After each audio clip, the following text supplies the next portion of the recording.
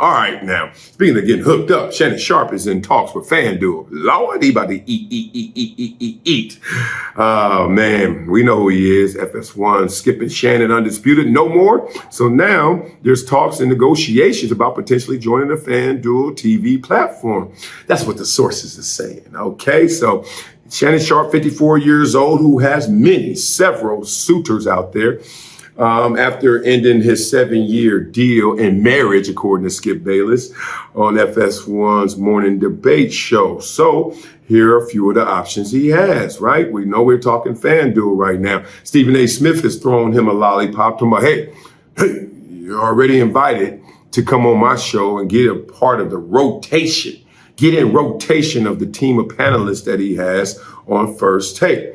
And Pat McAfee at ESPN as well now is also saying he'd love to see Shannon Sharpe on the worldwide leader. Everybody wants Shannon Sharpe. All right. So then Shannon Sharpe knows everybody wants him. And Shannon Sharpe knows more than everybody because he knows what he's going to sign on to. Drops one of those coy tweets, one of those cryptic tweets that ain't so cryptic, right? And the tweet Monday said that he'll be back on morning TV soon.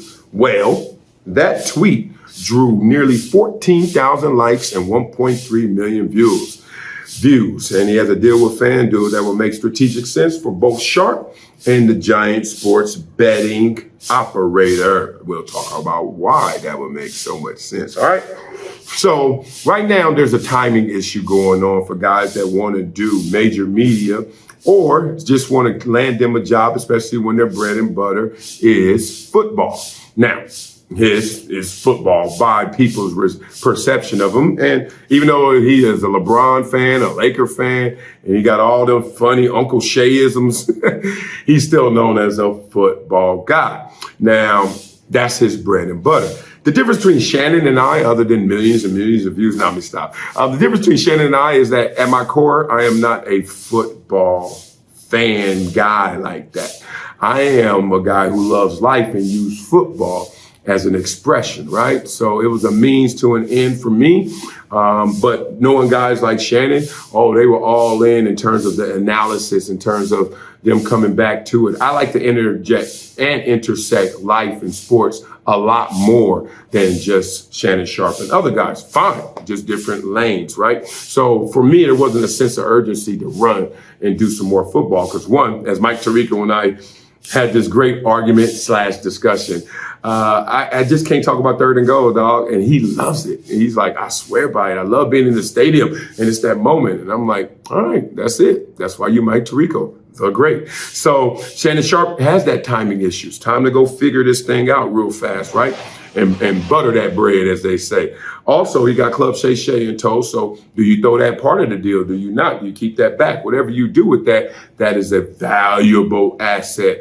1.2 million followers. So he's bringing that a part of the deal as well. Got early. He got in there early. He was the first one at FS1 to do that deal, right? So you got to reward him as well because he took that risk because everybody else was doing shows. And then they were like, why is Shannon doing another show? You know, as I told you guys before, that was not the norm. I signed a deal in 2018, not a single conversation about a podcast, even though at the crib, I was starting to develop one at home just because all my friends was like, dog, you hide too much of who you are. You're not really the sports guy fully. Like you're a life guy who's talking sports. So, Shannon got in there early, and then you see Nick, Wright, Skip, Bayless, etc. Joe Klatt, everybody over there now has one, but none as big as Shannon Sharpe's. So if he became one of the FanDuel TV spokespeople and one of their announcers, he would be one of the biggest, if not the biggest on there. Now, they already signed some people. They got Kay Adams. They got my girl Michelle Beadle over there. And it's funny, this story made me think about how there's been some talks with Michelle Beadle and I doing a reunion, and we've kind of taken the ball down the field with an entity or two. Interesting. So it's in the air in terms of me and her particularly maybe linking up again. All right, but this ain't about me or Michelle Beadle. This is about Shannon Sharpe, and he's acquainted with FanDuel. Check this out. Shannon Sharpe, smart dude, pro. He went to their Super Bowl party this year and gave the brand a big public shout out on Instagram. Okay, y'all may just read that sentence and keep going, right? But I won't because that sentence means a lot.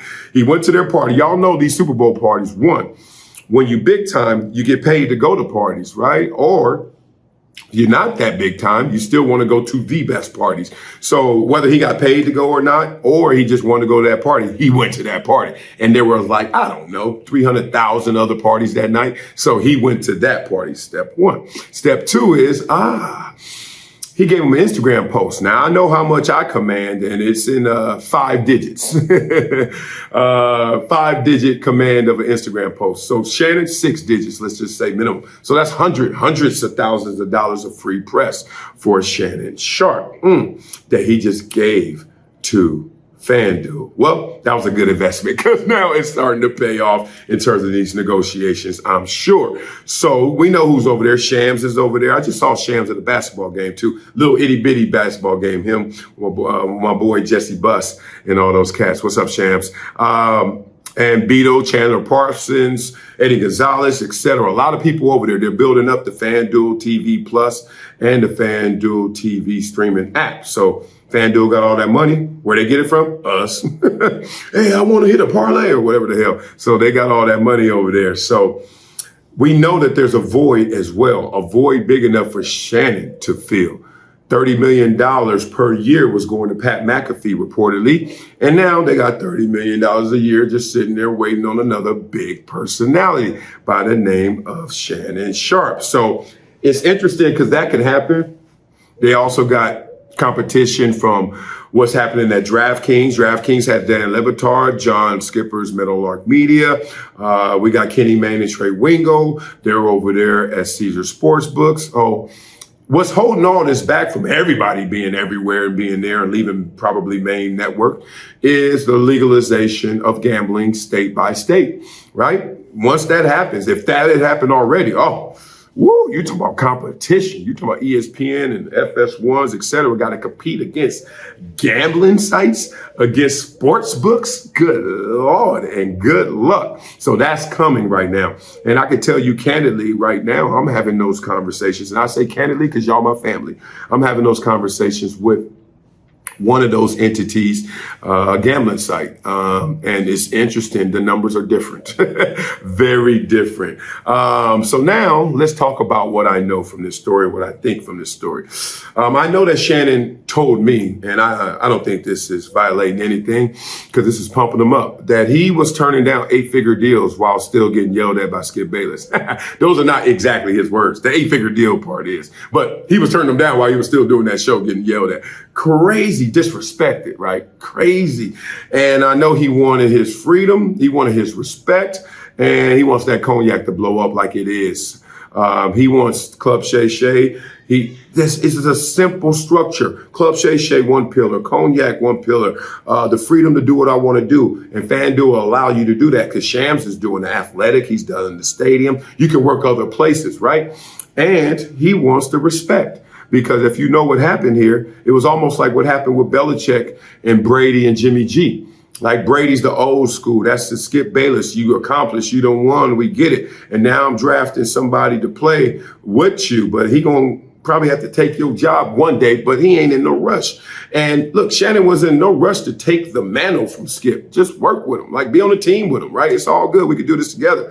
But in this situation, it got a little crazy, just like it did in New England. All of a sudden, Skip, just like Brady said, hey man, get this dude up out of here, dog. He way too hot on my head, way too hot on my heels.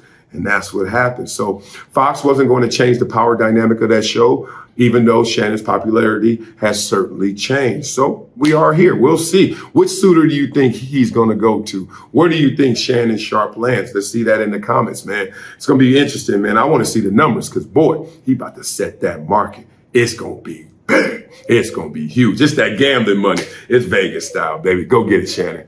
Man. He about to eat, as my little girl says.